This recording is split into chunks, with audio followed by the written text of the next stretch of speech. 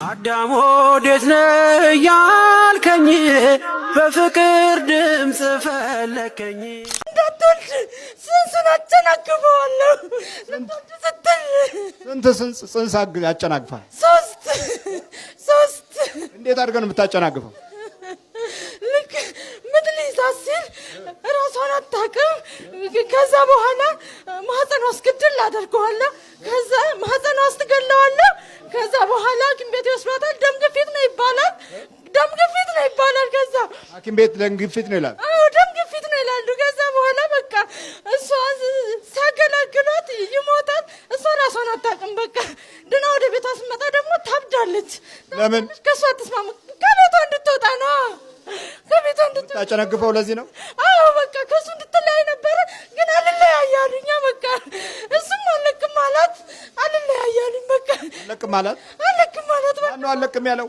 ባልዮ አልፈታለ። በቃ ተቃጠልኩኝ። ተመትተህ ነው ይሄን ስራ የምትሰራው? አዎ። እንደዚህ አይነት ሂደቶች አሉ።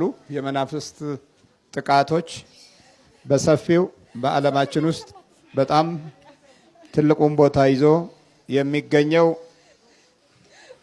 በተወሳሰበ መልኩ ለሙያ የማይመች ሙያችን የጠላትን ኃይል የረሳበት ዕውቀትና ትምህርት ስንካፈል በአቋራጭ ሰይጣን ትውልዱን እየቀደመ አንድ ከማህፀን አድገው እንዳይወለዱ፣ ሁለት ከተወለዱ በኋላ አንደበታቸውን አእምሮአቸውን በመያዝ በቤተሰብ ህይወት ውስጥ ስቃይ በመፍጠር የሚሄድ መንፈስ ዓለም ላይ ነው ያለ ነው። እሺ እውነቱን ነው የሚለው ይሄ? አዎ እንደዚሁ ነው የሚያረገን። ታረግዛለች። ልትወልድ ስትል አንድ ቀን ወይም 5 ቀን ሲቀረው ደም ነው ይባላል። ሐኪም ቤት ወስዳታለው። ደሟ ከፍ አለ ይባላል። ከዛ በኋላ ደግሞ ደሙ ሲወርድ ደግሞ ማህፀን ውስጥ አይ ልጁ ሞቷል፣ ስለዚህ እሷን ለማትረፍ መጣጣር አለብን ይባላል። ከዛ በኋላ ያው ጽንሱ ይወጣል። እሷን ይዤ ደግሞ ወደ ቤት ሄዳለሁ። ከዛ በኋላ እንግዲህ ተስፋ ላለመቁረጥ አንድ ቀን ይሳካል የሚል ግምት ስላለን ለብዙ አመታት በእንዲሁ አይነት ተሰቃይተናል። ስለዚህ አሁንም ባለፈው ጊዜ ሐኪም ቤት ሄዳ መውለድ አትችልም የሚለው ነገር ሲነገራት ለኔ በስልክ ነው የነገረችኝ። ግዴ ለምን እነዚህ ሰዎች ናቸው ያሉት፣ እመቤቴ አንድ ቀን ታሳካዋለች የሚል አቋም ያስኩኝ። በዚቹ ጸናን። እሷን ማበረታታሁኝ። ወደዚህ ወደ ጸበል አመጣሁ። 1-3 ቀን እኔ የግለሰብ ሰራተኛ ነኝ። ወደ አስሮት እሷን በመኪና እዚህ ጧት አደርሳለሁ፣ ተመልሼ እሄዳለሁ። ስለዚህ ማታ ስትመጣ አይዞሽ መድኃኔ ዓለም ካለ እመቤቴ ካለች አንድ ቀን ይሄ ነገር ይሳካልናል። ስለሚሳካ እኔ ከየትም የትም አልሄድም የሚል ማጽናኛ ነው የምሰጣት። ያው እኔ ከስራ ደክሜ መጥቼ ቀና መንገድ ስናገር ኃይለ ቃል ነው የሚመለሰው። ተመልሼ ደግሞ ጥያት እወጣለሁ። ቤተ ክርስቲያን እሄድና ትንሽ ቆይቼ እመጣለሁ። ለ3 ቀን ለ4 ቀን ስቃይ ነው። ከዛ በኋላ ደግሞ እግሯ ላይ ወድቄ እንደገና ደግሞ እንድትጽናና ልቧ ደግሞ ቀና እንዲሆን አደርጋለሁ። ሳምንት ደግሞ ሰላም እንሆናለን። በሚቀጥለው ደግሞ ተመልሰን እንደዛው ነው የምንሆነው። በዚህ አይነት ስቃይ ላይ አሁን በቅርብ ቀን ራሱ ስራ ላይ ሆነን እኔ የተናገርኩት እዚህ ቦታ ሊሄድ ነው፣ አንቺ ትንሽ ቆይና ይሄን ነገር አስተካኪ ብዬ ስል ኃይለ ቃል ተናገረች። ስታለቅስ ጥዬ ወጣው። ስራ ቦታ ደርሼ ደግሞ ይሄ ያለቀሰችው አንድ ነገር ብትሆንስ መድኃኒት ብትጠጣስ ብዬ ደግሞ ጥዬ ስራ ተመለስኩ። ስደርስ የልብስ መድኃኒት ቆሻሻ ማጥጃውን ብድግ አድርጋ ልጠጣ ስትል እኔ ገባሁ። ከሷ ከእጇ ላይ አነሳው። ከዛ በኋላ እንግዲህ ይሄ መሆኑ ታወቀ። እኔ አላወቅኩኝም ነበርና እንዲህ አይነት ችግሮች መንፈስ እንደሚፈጥር አንተ አልገባህም? አዎ ከዚህ በፊት እንጦጦ ማርያም ወስጃት ያኔ ድና ሄዶላት ነበረ። ስለዚህ እኔ አሁን ንጹህ መሆኗን እንጂ እንደዚህ ሌላ ደግሞ ቀርቶ እንዲህ እንደሚያሰቃየን አልገባኝም ነበር። አዎ ብዙ ጊዜ እንዲህ አይነት ድክመቶች በዘመናችን ባሉ ክርስቲያኖች ላይ ብዙ ጉዳት ሲያደርስ ቆይቷል። አንዳንድ መንፈሶች በጸበል ላይ ወይ ቡዳ ነኝ ይልና ሌላውን ደብቆ ይወጣል። ዋናውን ደብቆት ይወጣል። ከዛ በኋላ ያ የተደበቀው ደግሞ ስራውን ይቀጥላል። ለምን መንፈስ እንዴት እንደሚጠቃ የጸሎት ስፍራና ቦታ ላይ እንዴት እንደሚገረፍ ወይም ደግሞ በጸሎት እንዴት እንደሚያዝ ማታ እንዴት መጸለይ እንዳለብን ጧትም እንዴት መጸለይ እንዳለብን በቂ መንፈሳዊ መረጃ የለንም። ከዛም በላይ ደግሞ ሰውነታችን ውስጥ አድፍጦ በመቀመጥ የሚያደርሳቸውን ጉዳቶች እንዴት እንደምንከላከል ጧትና ማታ እንዴት እንደምናጠቃው ብዙም መንፈሳዊ ልምድ ስላልነበረን መናፍስቱ ኖሮ እንዲህ ይጎዳል ብለን አንገምትም። ስለዚህ በሕክምና የሚሰጡ ምክንያቶች ለህይወታችን በቂ ትርጉም ሰጠን። ያው በተደጋጋሚ የመናፍስቱ ስቃይ እንደቀጠለ ይኖራል ማለት ነው። ምን አልከኝ?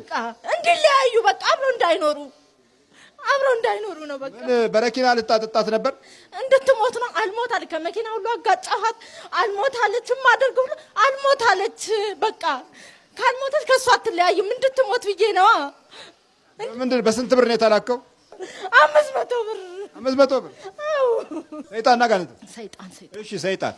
እሺ አላማ ምንድን ነው? አላማ ሰውን ማፋጀት፣ ሰው ጥሩ ነገር እንዳይሰራ በእኛ መንገድ እንዲሄድ በእናንተ መንገድ እንዲሄድ። ምንድነው የእናንተ መንገድ? መጥፎ ነገር ማሰራት፣ ቀና ነገር እንዳይሰሩ ማድረግ። አሁን እቺ ልጅ ቀና ነገር ነው የምትሰራው፣ ለቤቷም ለሰውም ለምንም ቀና ነገር ጥሩ ነገር ስለምትሰራ ጥሩ ነገር እንዳትሰራ ነው አላማችን። ሰው እንዲጠላት፣ ሰው በክፋት እንዲያያት የምንፈልገው። ትሄዳለሁ። ቶሎ ባጠናጥ ከሰውነት ውስጥ። አንተስ ምንድነው?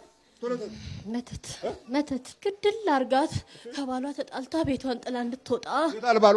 አለ። ጥራ። ምን ትደበቃለህ? ደግሞ ይደበቃል። ዛሬ መደበቅ የለም። በቃ የቱ ነው ባል? ያው መጣ እና ምን አርጋት ነው የተባለው? የ5 ዓመት መተት እንዳታገባ ነበረ። አገባች። እምቢ አለችን። አገባች። እኛ እሺ መስቀሉ አለ? አዎ አለ። ማህፀኗን ዝግት አድርገን የወር አበባ የለ ምን የለ በየሐኪም ቤቱ ትሮጣለች። ስንት ዓመት ነች? ልጅ ነች እሷ? 24 ዓመቷ ነው። በ24 ዓመቷ ዝግት? አዎ ዝግት። ያው ዓመት ከ2 ወር የወር አበባ የለም። የወር አበባ ዓመት ከ2 ወር የለም። ለምን? በቃ ዘጋና። እኛ እንድታገባም አንፈልግም ነበረ። እምቢ ብላ ነው ያገባችው። በቃ እምቢ ስትል ደግሞ እንዳትወልድ እንድትፋታ ስለምንፈልግ ዝግት ታረገን። እንዲህ አይነት መንፈስ መኖሩን ታውቃለህ? አሁን በቅርብ ነው ያወቅኩት። እዚህ ከመጣሁ በኋላ ነው ያወቅኩት። እዚህ ከመጣ ነው ያወቅኩት? አዎ። ከዚህ በፊት ምንም አታውቅም? አዎ ከዚህ በፊት ምንም አላውቅም።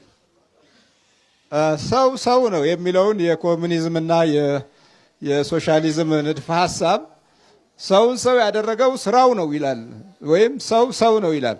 አረ አጋንንት ሰው አጋንንት የሆነበትን ህይወት ነው የምናየው። መጽሐፍ ቅዱስ እንደዚህ አይደለም። ሰው ነው አይደለም የሚለው። ሰው የክፉ መንፈስ መኖሪያ ይሆናል። ሰው የእግዚአብሔር መኖሪያ ይሆናል። ሰው የግፍ መኖሪያ ይሆናል። አለመንፈሱ ደግሞ ሰይጣኑን የሚወክልበት ጊዜ አለ። ሰይጣኑ ራሱ ሳይገባበት ከሰይጣኑ የሚበልጥበትም ጊዜ አለ። እንዲህ አይነቱን ሰይጣኑ ራሱ ቢገባ እንደ እፍረት ነው የሚቆጥረው፣ አይገባበትም። ምክንያቱም ከሱ የቀደመው ሰው ላይ ምን ያደርጋል? ሰይጣን ለሆነው ሰው ምን ያደርግለታል? የመናፍስትን ጉዳትና ጥቃቱን ብዙም የተረዳንበት አቅም ላይ አይደለም ያለ ነው። እሺ ደግሞ የቅርብ ጊዜው መተት ቤቷን ጣል አርጋ እንድትወጣ ቻቸው እኮ ነበር። መልሶ መጣ። እሱ መጣ መልሶ አስወጥቻው ነበረ። አስወጥቻው ቤቱ እሷ ስትጸልይስ ብቻዋን ትጸልይ ነበረ። ከትንሽ ጊዜ በኋላ አሰነፍናት። አሰነፋችሁ? አዎ በቃ ራሴን አመመኝ። እሱ ሳይጸልይም እሱ እሳት ነው። እሱ እኮ ነው ያስያዘን። አይጸልይም እሱ ያስያዘን እሳት ነው። እንዴት ነው እሳት? መጸለይ ነው። በቃ እረፍት የለም መጸለይ ነው። አዎ እሷ ደግሞ አሞኛል ልተኛ ብላ ጥቅልል ብላ ሳይመጣ ትተኛለች። ላለመጸለይ ሳይመጣ ትተኛለች። ጊዜ ላለመጸለይ ትኝት ብላ ትጠብቀዋለች። አዎ እውነት ነው። እኔ ስጸልይ ያሞኛል ትለኛለች። አንተ ራስህ ጸልይልኝም ትለኛለች። ወይ ሽንት ቤት ትሄዳለች። ደግሞ ሽንት ቤትም ገብታ ቶሎ አትወጣም። በጣም ትቆያለች። ብዙዎቹ ደግሞ እንደዚህ ነው። ብዙዎቹ ሴቶች እኔ እንኳን ሌላው ቀርቶ አንዳንድ ላግዛቸው ድሮ የሚሄድ ሰው አምቤባ መጥቶብኝ ብላ እዛ ጉልት ትልና ምንድነው እሱ አይ አምቤባ መጥቶብኝ ነው። በኋላ መንፈሱ ሲና እኔ ነኝ ውሸት ማን ነው እሱ እኔ ነኝ የጎለትኳት አውቄ ነው ይላል። ይሄን ያህል ጸሎት የሚፈራ ትውልድ የሆነበት ዘመን ላይ ነው ያለነው። እሺ በዚህ የተነሳ ምናምን በቃ ተቀራረቡ። ቅዱስ ገብርኤልን ምን ብላ ትለምናለች? ወይ እናትየዋን ወይ ልጅቷን ወይ ሁለቱንም ክርስቲያን አድርግልኝ። ዝም ብላ እኮ ነው በየዋህነት እኮ ነው። መቼም ከባድ ነው አይደል? አረብ ሀገራት ላይ ያሉት እህቶቻችንን ክርስቲያን ማስደረግ በጣም ከባድ ነው አይደል? ልጅቷ ምንም አይነት ዕውቀት ቋንቋ የሌላት ልጅ ልባቸውን ሰብሮ እናትየዋ ራሷ ዩኒቨርሲቲ የተማረች ነች። ከገጠር ብትመጣም ዩኒቨርሲቲ ተምራለች እናትየዋ። ልጅቷ ደግሞ ገና 18 ምናምን ዓመቷ ነው። ሃይ ስኩል ተማሪ ናት። በትምህርት ደረጃ አይደለም ይበልጧታል፣ አትደራረስባቸው። ምክንያቱም እሷ ጭራሽ ሌላ እንትን ውስጥ ነች። ሌላ ኢትዮጵያ ውስጥ ያለውን ትምህርት አልጨረሰችም እንኳን የነጮችን ትምህርት ማለት ነው። እና ስትናገር ግን ያምኗታል። እና እናትየዋ ሌሊት ተነስታ መታ ቀሰቀሰቻት። እናትየዋ እንቅልፍ የሚወስዳት ጸሎት ክፍል ስለሆነ እናትየዋ ጸሎት ክፍል ለምታኛው እነሱ ደግሞ አልጋ ላይ ነው የሚተኙት። ከኢትዮጵያ ከተመለሰች በኋላ ሰራተኛዋ ከጸሎት ክፍል አባራታለች። ሰራተኛዋ ጸሎት ክፍል ተኝታ አታውቅም። ለመጸለይ ብቻ ነው የምትገባው። ፍራሹን ጠጋ ጠጋ አድርጋ ሰግዳ ይሁን ደስ ይበላት ብላ፣ ምክንያቱም ተገኝቶ ነው አልጋ ላይ መተኛት። እና ከእንቅልፏ ተነስታ መጣ። ሰራተኛዋን ቀሰቀሰቻት። ጅብሪል መጣ፣ ቤት ውስጥ ጅብሪል መጥቷል አለቻት። ከዛ አለች ጅብሪል መጣ፣ ያንቺ ይሄ ጅብሪል ነው ብላ ነግራታለች። በእናንተ ጅብሪል የሚባለው ብላታል። መጣ አለቻት። እንዴት ነይ ብላ ጎትታ ይዛ ሄዳ እቺ እንቅልፏን ተኝታለች። እኔ እንጃ ተኝቻለሁ፣ እርግጠኛ አይደለሁም፣ ነቅቻለሁ፣ እኔ እርግጠኛ አይደለሁም አለች። ግን ታብሌቱ እንደዚህ እንዳያስኩት እንቅልፍ እንደወሰደኝ አስታውሳለሁ። ግን ፊት ለፊት መጥቶ ዳበሰኝ፣ ጸጉሬን ነካካኝ እና በህልም ያየሁት ያ ረጅሙን ጸጉሬን እስከዛ ድረስ እንደዚህ በማበጠሪያ እንደዚህ ይዞ በእነሱ ሚዲዮ የሚባለው ማለት ነው እንደዚህ ይዞ የዛ ድረስ ሄዶ አንድ አበጥሮ ይመጣል። እንደገና ይመጣና እንደዚህ አድርጎ አበጥሮ ይመጣል። ጅብሪል ነው አለችኝ እኮ እኔ ያሳየውሽ ይሄ ነው። አዎ ይሄው ራሱ ይሄ ራሱ በቃ አንቺ ክብር ልታገኝ ነው አለቻት። የምን ክብር? በቃ ጸጉር ክብር ነው ሲባል ሰምቻለሁ። በእኛ ህልም የሚፈታ ይሄ መምህር የምታየው ህልም ይፈታልና ጸጉር በህልም ሲበጠር ጸጉርን ማስተካከል፣ ጸጉርን ማጉፍ ትልቅ ሆኖ ከታየ ረጅም ሆኖ ከታየ ረጅም እድሜና ረጅም ጸጋ ትልቅ ክብር ነው እና አንቺ ተንቀሽ እንዳልነበረ ትከበሪያለሽ አለቻት። እና እሷ የመሰላት ባሏ ሌሎቹን ሴቶች ትቶ እሷ ጋር መጥቶ የሚገባ፣ ምክንያቱም ሰው ባለበት ነው የሚያስበው በራሱ። እንደገና ደግሞ በቤተሰቦቿ ዘንድ ደግሞ ሁሉም ትውት አድርገዋታል ድርብ ሚስት ስለሆነች። እና ይሄ ነገር በሆነ በአምስተኛው ቀን ላይ ቤት ውስጥ ራሴን አመመኝ ብላ ተኛችና እቺ የሰኔ ጎልጎታ ጸሎት ጸልያ መልካ ገብርኤል ጸልያ የጸለየችበትን ውሃ ፊቷ እንዳበሰቻት አበስ ታረጋት ጮኸች። የእውነት ጮኸች። ጅብሪል ብላ ጮኸች። በጣም የደነገጠችው ልጅቷ ራሱ። እና ልቀቅ በአማርኛ ልቀቅ ብትለው አይሰማም። እና በቋንቋ በነሱ ቋንቋ ልቀቅ ተዋት ማነህ አንተ ሲባል ጊዜ እኔን እንድትወደኝ ነው ያደረኩት ባሏ ነኝ አላት። ባሏ ነኝ እኔን እንድትወደኝ ሶስተኛ ሚስት አድርጌ ስደርባት እምቢ አይሆንም ይሄ ጊዜው አልፎበታል እያሉ ሴቶች ስላስቸገሩኝ እኔ ስለወደድኳት እሺ ብላ እንድትቀበለኝ ነው። የተማረች ሴት ሶስተኛ ሚስት ሆና ተደርባ አታውቅም። በቤተሰቦቿ እንድትናቅ ያደረኳት እኔ ነኝ። እንዴት እንደዚህ አይነት ትምህርት የተማረች ሴት እንደዚህ ተደርባ ሚስት ትሆናለች? በጣም ነውር ነው እኮ የተደረገው ምናምን ብለው ይሏታል ቤተሰቦቿ። እና እሷም ለምን እንደዚህ አይነት ነገር ተምሬ በእንደዚህ አይነት ደረጃ እኔ ዘመናዊ ሴት ሆኜ እንዴት ሶስተኛ ሚስት ሆኜ ተደረግኩ ብላ የምታስበው ለምን እየዘመኑ ስለመጡ አረቦቹ ይሄን ነገር ትተውታል፣ እየተውት መጥተዋል። ከእሷ ደግሞ የማይጠበቅ ነገር የተደረጉ በቤተሰቦቿ ደህና ትምህርት የተማረችውም ሆነ በፋሚሊዎቿ ጥሩ ደረጃ ላይ ያለች የምትባለው እሷ ነበረች።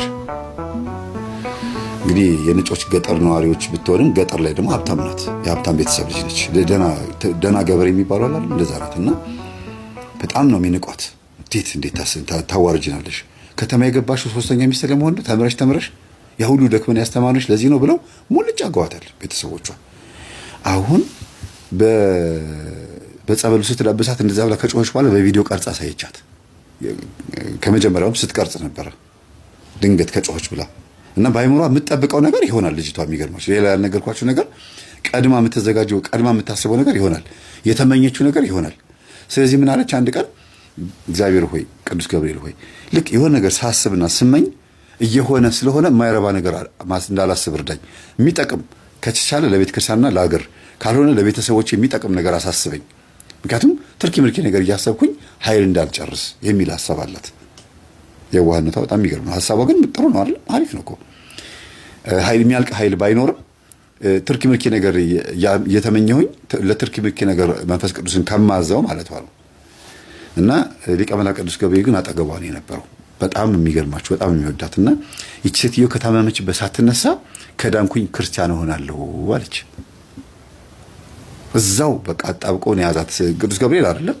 ያ መስተፋቅር መንፈስ ባሏ ያደረገባት መስተፋቅር መንፈስ እዛው ነው የያዛት ሳይሆን የተያዘው። ስለዚህ ወደቀ ማለት ነው። መንፈሱ ሲወድቅ እሷንም አብሮን ይጣላት። ስለዚህ እሱ ሲነሳ ትነሳለች። ሲነሳ ማለት ሲሸኝ እና ትደውላለች እኔ ጋር ሌሎችም የሚያጠምቁ አባቶች ጋር ትደውላለች። ስልክ እምቢ ይላታል። አንድ ጊዜ ጸሎት ማህበር ላይ ለመናገር ሞክራ ነበረ፣ አልተሳካላትም። አረቧ ታመመችብኝ ጸልዩላት ምናምን ብላ ትናገራለች። እና ማዳሜ ታማብኛለች ቅመሞች ጸሎት አድርጉልኝ ምናምን ትላለች። እና ኮሜንቷን እኔ ያየሁኝና እቺ ልጅ እስቲ ቆይ በስሟ ዩቲዩብ ላይ ባለው ስሟ ቴሌግራም ላይ ስገባ ቮይስ ቴክስት አድርጋለች በዛው ስም እና ዩቲዩብ ላይ ጽፈሻል ልበል ጊዜ አዎ መምህር ብላ እስቲ እሱን የጻፍሽውን ኮፒ ብለሽ ፔስት አድርጊው አልኳት። ራሱን ኮፒ ብላ ፔስት ስታደርገው ራሷ ነች። ምንድነው የታመመችብኝ ስላት ፎቶ አሳየችኝ፣ ቪዲዮ ላከችልኝ፣ ምናምን የቀረጸችው ላከችልኝ። አንቺ ይሄን እኮ ማንም እኮ ሰባኪ እኮ የማያደርገው ነው የምታረጊው፣ በጣም ጎበዝ ነሽ። ስለዚህ መምህርዬ እንደሷ አትበለኝ፣ ጸጋዬ እንዳይቀማብኝ፣ ትልቅ ስራ እየሰራሁ ነው። ልጅቷ ኦልሬዲ ክርስቲያን እንደምትሆን እርግጠኛ ነኝ። ሴትዮዋ ደግሞ መስተፋቅር ባሏ መስተፋቅር አድርጎባት በመስተፋቅር ነው ሶስተኛ ሚስት ሆና የተደረበችው እና ከዳንኩኝ ኦርቶዶክስ ሆናለሁ ክርስቲያን ሆናለሁ እያለች ነው። መምህርዬ እባክህ መንፈሱን ሸኝልኝ። ራስሽ እንደጀመርሽ ራስሽ ትጨርሻታለሽ። እኔ ምን መሸኘት ነው? እዚህ ውስጥ ምን አገባኝ? የጀመርሽው አንቺ ቅዱስ ገብርኤልና አንቺ ናችሁ የጀመራችሁት እና ይሄን ነገር ጨርሹ እና ምንም አታግዘኝ ማለት ነው። አግዝሻለሁ፣ ምን እንደማግዝሽ ብቻ ግለጭልኝ። ይሄንን ግን ያላደርገውም አልኳት። ለምን ብቃቷ ንጽህናዋ ቅድስና እንኳን ልለው አልችልም። ንጽህናዋ የሚገርም ነው፣ በጣም የሚገርም ነው። የምትነግረኝ ነገሮች የምታወያየሽ በቃ ማለት በየቀኑ ማታ ማታ እሷ ጋር ደውዬ የምታወራኝን ለመስማት ጆሮዬ በጣም በቃ ይጓጓል። ታውቃላችሁ ላይቭ ወጥቼ 4 ሰዓት ላይ ከእናንተ እንደወጣው እሷ ጋር ነው የምደውለው። ደውዬ እሺ ምን አዲስ ነገር አልሳት? አዲስ ነገር የለም ግን ስላለፈው ነገር ልንገር። እሺ ንገረኝ እላታለሁ። ከዛ ታወራኛለች። ሪከርድ አረጋታለሁ። ሪከርድ እያረኩሽ ነው ስላልኳት ነው። እና ተኮለታትፋ ለምታወራው ምን የምትለውና መምህር ያንድ ነገር ተባበረኝ፣ እዚህ ያለው እኔ ጨርሰዋለሁ፣ በቃ ግድ የለህም። ይሄ እቺ አረቧን ክርስቲያን ነው ማድረጋት። ቅዱስ ገብርኤል የሚያሳያት ህልም የሚገርም ነው እና ክርስቲያን እንደምትሆን ነው የማስበው። ይሄን እኔ ጨርሰዋለሁ አለችኝ። ጎበዝ ምን ልርዳሽ? አንተ ኢትዮጵያ ያለውን ወንድሜን አግኘውና የሚነግርህን ስማው አለችኝ። እሺ ብዬ ስልኩን ተቀበልኩና ደወልኩለት። ማታው ነው 5 ሰዓት ላይ መምህር ተስፋዬ ነኝ ስለው ደነገጠ። መምህር አለኝ ስፈልግ ችግር የለውም አውራኝ አልኩት። ደነገጠና አሁን ማውራት አልችልም ተደናግጫለሁ። ኖ አሁን እናውራ ግድ የለህም የእሷ ወንድም ሆን ጥሩ ልጅ ነህ ማለት ነው። ስለዚህ ኧረ እኔ አሁን ቅርብ ጊዜ ነው እባክህ መምህር እንደዚህ ሆንኩት እኔ እንጂ እኔ ዱርዬ ነኝ እህቴን እኮ አስበላኋት አለኝ። ምን አልኩት? ወደ እኔ አካውንት ነበር ብር የምታስገባው እና በቃ ብሩን እኮ አጠፋሁት ግን አታውቅም እሷ ስልኬን ግን የሰጠች ምከረው ብላኝ ነው አልኩት። መቼም ይሄን ብር እንዳጠፋሁት አታውቅም እሷ ግን እኔ አጥፍቼዋለሁ ግራ ገብቶኛል። መምህርን የማናገረው ነገር አለ ስላት የመሰላት ንስሐ መግባት መጸለይ መቁረብ ምናምን እንደዚህ ፈልጌ መስሏታልና ደስ ብሏታል። ጎበዝ ወንድምዬ አገኘው ምናምን እያለች ነበር አለ እና እኔ ግን ስንት አጠፋህባት ስለው ጊዜ 1,200,000 ብር አጥፍቼበታለሁ አለ። 1,200,000 ብር አምና እኮ ነው አምናው ነው የሰጠችው። አምና ሳይሆን ባለፈው ዓመት ማቴ ሲሆን አምና ነው የሰጠችው። አምና እምነት ጥላበት አማርኛ ለካ 2 ነው እና ምን ላድርግ አለኝ። በቃ ነገ እንገናኛለን አልኩት። ተገናኘን። ምን ልታረግበት አስብ? የሆነ ስራ ልሰራበት ብዬ ከሆነ ማይሆን ሰው ጋር ተገናኝቼ ብሩን አስበላሁት። ምንድነው ስራው አልኩት። የሆነ ቢዝነስ ነው በቃ ውስጡ ነው የሚሰራው። ይሄን ያክል ገንዘብ ካላመጣችሁ ነገሩ አይከናወንም ተብሎ እኔ ብቻ አለውም ብዙ ወጣቶች ነበር ያዋጣ ነው። በላን ሰውየው አጭበረበረናል። ይሄ ሜርኩሪ ምናምን የሚባለው ነው ስለ ጊዜ አይደለም። እንደሱም አይነት ነገር ውስጥ ተሳትፌ 100 ሺህ ብር ተበልቻለሁ። ግን ይሄኛው ደግሞ አሳማኝ የሆነ ነገር አሳይቶን በጣም የሚገርም ነገር አሳይቶን ስራውን እንደምሰራው ታውቆ ሰውየው ብሩን ይዞብን ሄደ፣ ወደ ውጭ ይዞብን ሄደ። በቃ በላን፣ ተሸወድን። ሁሉ ነገር ፌክ ነው አለ። መንግስት እንዳይሰማ እንደዚህ እንዳያውቁብን በሲስተም ነው። በአንዲት ጸሎት ክፍል ላዋርደው የሚችለው መንፈስ ነው እድሜ ልኬን እየለመንኩኝ ተሳቅቄ ስኖር የነበርኩት ብሎ ነው የተናገሩት። በጣም ያሳዝናሉ። አባዬ በአንድ ያመንክልኝ እንደችለው ጊዜ አዎ እየሰማሁኝ እኮ ነው። እኔ እኮ ዛሬ የሚሸነፍ አይመስለኝም፣ ጠባቂ መላክም ይመስለኛል። አጠቃላይ የኔ እኮ እናንተ እንደው ታፍሩብኛላችሁ ብዬ ነው እንጂ ብዙ ምነግራችሁ ነገር አለኛል። ምንድን ነው አባዬ እስቲ ንገረን። ያው እሱማ ልመና ነው ዞሮ ዞሮ። ስለምን ግን በየቤቱ ብዙ የሚያጋጥመን ነገር አለ፣ ብዙ የምንሰማው ነገር አለ። ይሄ ነው ብዬ መናገር አልችልም አሉ። እኔም የነገሩኝ ነገር መናገር ይከብደኛል። ሲለምኑ በየቤቱ ያጋጠማቸው ነገር ከብሔራቸው ከጎሳቸው የተነሳ የገጠማቸው ነገር በጣም ያሳዝናል። ግን በአንድ ጸሎት ክፍል ብቻ በስግደት በጾም ጸሎት በመቁጠሪያ በጸበል ሊያዋርዱት ሊይዙት የሚችለውን የዛር መንፈስ እኛ እዚህ በዩቲዩብ ላይ ስናብጠለጥለው ስናዋርደው አብዛኛውን ቤት አለ። የብዙ ሰዎች ቤትን ያበላሸ ነው። ዛር ማለት ይሄ ነው፣ ከኮኮ ቁጥር አንጻር ይሄ ነው፣ ከእንትን አንጻር ይሄ ነው እያልኩኝ ሳብራራ ሰምተው ዝም ብሎ ሙሉ ቀን ሲያዳምጡ አሉና አለቀሱ አንገታቸውን ደፍተው። ምን ነው ወጣት ሆኜ በሰማሁት ኖሮ እኔ ነበርኩኝ መንደሬን ህዝብ ማድ ነው፣ አሁንም አረፈደብኝም ሳልሞት ደርሼበታለሁ ብለው ያንን ገጠመኝ በደንብ አድርገው ለአንድ ሳምንት በደንብ ካዳመጡ በኋላ አባታቸውን ንስሐ አስገብተው አስቆረቡ። ልጆቹ ማለት ነው። እናታቸው በጊዜ ነው የሞቱት፣ በቃ በልጅነታቸው ነው የሞቱት እና ለእናታቸው መጸለይ ጀመሩ። ከዛ አክስታቸው ጋር ደግሞ ሄዱና ይሄን ትምህርት አዳምጪው፣ አባታችን ይሄው አስቆርበነዋል፣ ከዚህ በኋላ ልመና የለም፣ እናንተ የምትለምኑት የዛር መንፈስ አስገድዷችሁ ባዕድ አምልኮ አጉል የሆነ እምነት እንደዚህ አልጓችሁ ነው ብለው ልጆቹ ለአክስታቸው ሲሰጣት፣ አክስቲያም ደግሞ እሱ ከቆረበማ የሆነውን ሆናለሁ። እንግዲህ በቤተሰባችን ምንም አይነት ሞት ባያጋጥመንም ግን በአያታችን ቤተሰብ ሌላ የአያታቸው ወንድም አያት አይባልም አይደለ? የአያቴ ወንድም አያቴ ነው።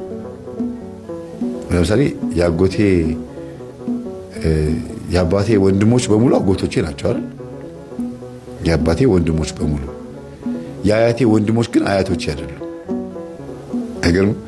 ብቻ ዞሮ ዞሮ የአያታቸው ወንድም ናቸው እና የእሳቸው ዘር በሙሉ አልቀዋል። የእሳቸው ዘር በሙሉ እልቅ ያሉት ያንን ፈርተው ነው የሚለምኑት እና ስለለመንን ነው ያላለቅ ነው ብሎ ነው የሚያስቡት። አሁን ግን እህትየዋም እቆርባለሁ ንስሐ ገባለሁ ይህን ትምህርት ከሰማው በኋላ ወደ ኋላ አልልም፣ ሲፈልግ ፍንችር ያርገ ልጆቼም ቁም ነገር ደርሰውልኛል፣ ሲፈልጉ ሀብታም ለማኝ የሆኑ ምናምን ብለው ሴትዮዋ በጣም ገርሟቸው እኔም ሄጄ በደንብ አስተማርኳቸውና ይሄ የሰው እጅን የማየት የራሳቸው የሆነ ነገር እንዳያዩ ቢኖራቸውም የራሳቸውን ነገር እንዳይጠቀሙበት ቡዳ የሆነባቸው መንፈስ እንዳለ አብራርቼ ነገርኳቸው። አሁን ለእናንተ ማብራራላችሁ ምንድነው? 3 ነገር ነው። አንደኛ እንዲዋረዱ የሚፈልግ እያላቸው ሀብት ንብረት እያላቸው ገንዘብ እያላቸው እንዲሰሩበት ሳይሆን ወይም እንዲያተርፉበት ሳይሆን ያን አስቀምጠው ሌላ ደግሞ ለምነው እንዲጨምሩበት የሚፈልግ መንፈስ አለ። ከፍታቸውን የማይወድ አንዱ ይሄ ነው። ሁለተኛ ደግሞ ቡዳ ነው። የቡዳ መንፈስ ደግሞ ያላቸውን ሀብት ንብረታቸውን እንዳይመለከቱ እሱ ያየዋል፣ እነሱ ግን አያዩትም። እንደገና መጨረሻ ላይ አይጠቀሙበትም፣ ሳይጠቀሙበትም ይሞታሉ። ልጆቻቸውም ይኖሩበታል፣ ይበሉበታል፣ ይጠጡበታል፣ ግን በመጠኑ ነው። የሚገርማችሁ አሁን አንድ ሲነግሩኝ አንድ አባት እኚሁ አባት ራሳቸው የሆኑን አባት ታሪክ ሲነግሩኝ ለምኖ 8 ሚሊዮን ብር ያጠራቀመ ሽማግሌ ለማንም ሳያወርስ 8 ሚሊዮን ብሩ ትቶት ሞተ። በልመና ብቻ የተጠራቀመ ገንዘብ እኮ ወይ ቤት አልሰራበት ወይ ምን አላለበት መኪና ገጭቶት ሞተ። እንዲህ ሆኖ ከንቱ የቀሩ በጣም ብዙ ሰዎች አሉና በልመና ታሪክ ውስጥ ብዙ ያሳለፍነው ነገር አለ ብለው ነግረውኛል። ብዙ እኔ ያንን ብሔር ያንን ጎሳ መንካት ስለማልፈልግ ነው ብዙ ዳሰሳ ማላደርገው እዛ ውስጥ። ግን እዚህ ጋር እኔ አካውንቴ ላይ ገንዘብ ካለ አውጥቼ ልነግድበት ላተርፍበት ይገባል። ገንዘብ ሲንቀሳቀስ ነው ገንዘብ የሚወልደው። ተቀማጭ ሲሆን ወለድ ይኖረዋል፣ ሲንቀሳቀስበት ደግሞ ትርፍ ይኖረኛል አይደለም እንዴ? ያንን ግን እንዳልሰራ እንዳልንቀሳቀስበት አስቀምጦ የሰውን ገንዘብ እየተበደሩ እየለመኑ ያ እንደተቀመጠ ሆኖ ልብስ አይቀይሩ፣ አነጋገር አይቀይሩ፣ ሁሉ ነገራቸው እዛው ባሉበት በዛው ተርኒንግ ፖይንቱ ባለህበት እርገጥ አይነት ነገር ባለህበት ምታ እና እንደዚህ አይነት ኑሮ የሚኖሩ ሰዎች እላያቸው ላይ ያለው የቡዳ መንፈስ እንዲያልፍላቸው አይፈልግም። አጠቃላይ ጎሳውን በሙሉ ተቆጣጥሮታል። ምን ቡዳ መንፈስ። ይሄ ቡዳ መንፈስ ደግሞ ብዙ የሚነገርለት ነገር አለ። እርስ በርስ የሚግባቡት በወፍ ቋንቋ ነው። በቃ የወፍ ቋንቋ ገብቷቸዋል። ባለፈው አቅርቤላቸዋለሁ። ልክ እኔ ተዘስዝፋዛየዜ ብዬ እንደነገርኳችሁ ተስፋዬ የሚለውን ተዘስዝፋዛየዜ በየፊደሉ መካከል ላይ በዘ ከሆነ በገ ከሆነ ደግሞ ተገስግህ ፋጋየጌ ልክ እንደዚህ በየአንዳንዱ ፊደል ላይ ልክ ተ ሲል ገ፣ ስ ሲል ግ፣ ፋ ሲል ጋ፣ የ ሲል ጌ፣ ተገስግህ ፋጋየጌ እንደዚህ አድርጋችሁ ወፍ ቋንቋ መናገር ትችላለች። ባይዘው ይሄንን በደንብ አድርገው የሚናገሩ የሚያቀላጥፉ ከወፍ ቋንቋ ውጭም ደግሞ የራሳቸው መግባቢያ ቋንቋ ያላቸውም ደግሞ ጎሳዎች አሉ። በአዝማሪ የሚባሉ ማሲንቆ ይዘው በየመጠጥ ቤቱ ካላዜሙ ካልሰሩ እንደዚህ ነገር ውስጥ ካልገቡ የሚሞቱ የሚመስላቸው ትውልዳቸው ዘራቸው በሙሉ አዝማሪ የሚሆኑ አንድ አይነት ስራ ውስጥ የሚገቡ ደግሞ አሉ በእንደዚህ አይነት ነገር እና ያ ዋናው መንፈሱ ላያቸው ያለው መንፈስ የሚፈልገው ምንድነው?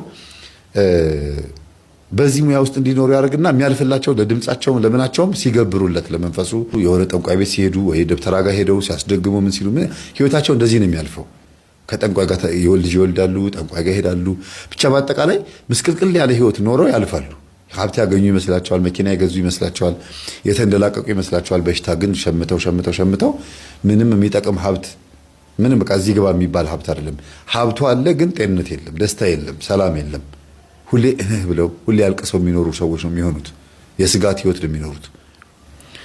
እና እነዚህ ልጆች አባታቸውንና ክስታቸውን እና ሌላም ደግሞ እንደዚሁ አንድ የሚያውቁት ዘመዳቸው ነበር። እሱንም ካስቆረቡ በኋላ ይሄ ነገር ብንቀጥልበት እሺ ብለው የሚያዳምጡንና የሚሰሙን ከሆነ ለምን አናስቆርባቸውም ብለው ገጠር ሄዱ።